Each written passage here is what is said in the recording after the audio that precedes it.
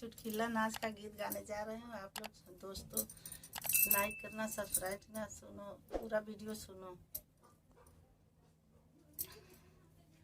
नैहर नगरी राजा बड़ा निकला गई, नैहर नगरी राजा बड़ा निकला गई। पूड़ी निकला गे मिठाई निकला गे, पूड़ी निकला गे मिठाई निकला। भरल गेड़ुआ राजा बड़ा निकला गई, भरल गेड़ुआ राजा बड़ा निकला गई। नैहर नगरी राजा बड़ा निकला गई, नैहर नगरी राजा बड़ा निकला।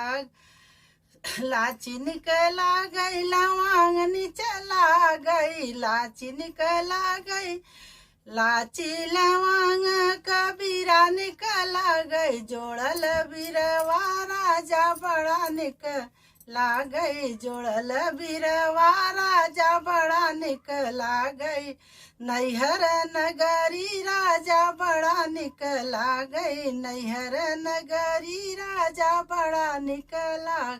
सेजा निकला गई सुपेती निकला गई, सेजा निकला गई सुपेती निकला गई। जोड़ल तकिया राजा बड़ा निकला गई, नैहर नगरी राजा बड़ा निकला गई, नैहर नगरी राजा बड़ा निकला गई।